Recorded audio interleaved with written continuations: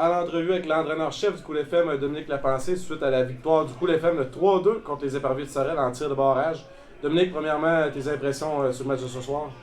On avait très hâte de revenir jouer à Saint-Georges. Ça faisait 2 défaites de suite qu'on avait à la maison avec des performances qui étaient un petit peu médiocres. Après 2 semaines d'absence au boulot, je pense qu'on a fait un très bon travail. On a joué sur 200 pieds. On a manqué beaucoup de chance. Je pense que Desrosiers était excellent.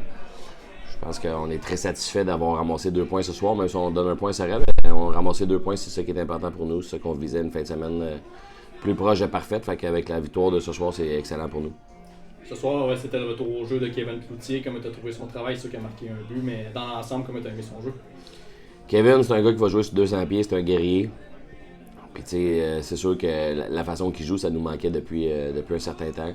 C'est une personne très respectée dans la chambre. Il amène du leadership, il amène de la profondeur. C'est un gars qui pourrait jouer ses 2 premières lignes partout, mais il accepte de jouer sa 3 ici, puis de grinder, puis de jouer la game qu'on appelle un petit peu plus senior, qui est la nord-sud. Fait que pour nous, c'est excellent pour nous, puis je suis très content de le revoir dans la ligne.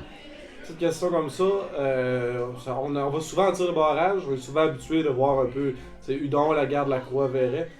Deuxième tireur, tu as choisi Dylan Labbé. Pourquoi Dylan Labbé? Ok, on va mettre ça au clair. J'ai pas choisi Dylan. Larry, tu sais, nous, quand on commence la prolongation, quand on commence les fusillades, puis même durant le match, on communique beaucoup. L'important pour moi, c'est pas de. Si on veut, c'est moi l'entraîneur-chef, mais je fais tout le temps ça en équipe, que ce soit avant le match, discussion avec Raymond, Max, le staff, ainsi de suite, les propriétaires. C'est ça qui est important pour nous. Larry me dit hey, j'ai un bon feeling sur Dylan, la glace est pas belle, va shooter le puck, c'est ci, c'est ça.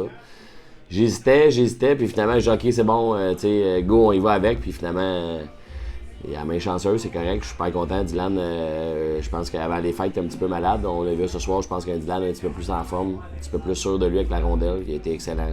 Très content pour lui. Il y a un moment important là, dans la rencontre, soit la fameuse pénalité de 4 minutes là, que vous avez écoulée. Puis non seulement vous l'avez écoulée, mais vous n'avez pas donné grand-chose non plus aux Éperviers. Qu'est-ce qui a fait en sorte que vous avez autant de succès de l'avantage numérique ce soir? On a changé un petit peu la façon de jouer. J'ai vu, avec le congé de 2 semaines, on peut regarder des vidéos en masse. Fait que, on a fait un petit peu un meeting avant le match avec les gars qui jouent en désavantage numérique. On a mentionné que les statistiques n'étaient pas pour nous. Puis que si on voulait gagner dans ce ligue-là, nos unités spéciales, il faut que tu sois en haut de 110%. Puis présentement, il l'était pas. Fait que c'est pour ça qu'on n'est pas si haut que ça au classement. C'est pas super compliqué. J'ai demandé d'être un petit peu plus fier de défendre, puis un petit peu plus impliqué. Puis la façon que j'ai changé, la façon que j'ai amené ça, c'est une façon qu'on joue un petit peu plus sur les orteils, fait qu'on se sent un petit peu plus impliqué que versus la façon qu'on optait avant, c'était un petit peu plus ses talons, puis je trouvais qu'on manquait d'un petit peu de grit. Fait que je pense que ce soir, on voit vraiment la différence que ça a fait. Je suis super content. La prolongation, parlons un peu de la prolongation. 8 tirs contre 3 en faveur de Sorel. T'as dû stresser un peu, je veux dire, le cœur a dû avoir envie de t'arrêter 2-3 fois certains, je veux dire, ça a quand même beaucoup viré, c'est une prolongation très dynamique. Oui, effectivement. Je pense qu'une couple de fois, peut-être qu'on a pris 2-3 petites mauvaises décisions qui ont peut-être donné 1 ou 2 lancers, mettons, à Sorel.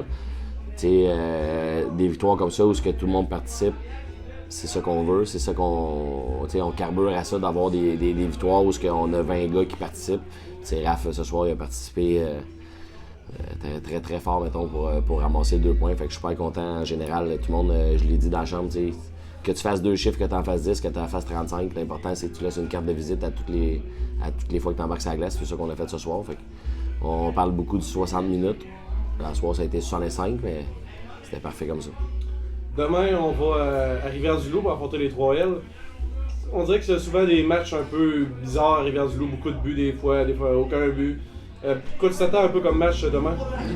Je pense que ça va être axé sur la vitesse. Rivière-du-Loup ont remonté beaucoup au classement général.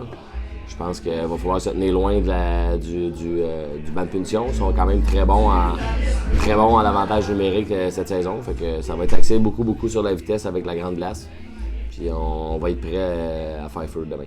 On invite nos partisans en grand nombre jeudi prochain, 11 janvier, contre les Marquis de Jonquière. Merci beaucoup, Dominique, pour l'entrevue. Merci.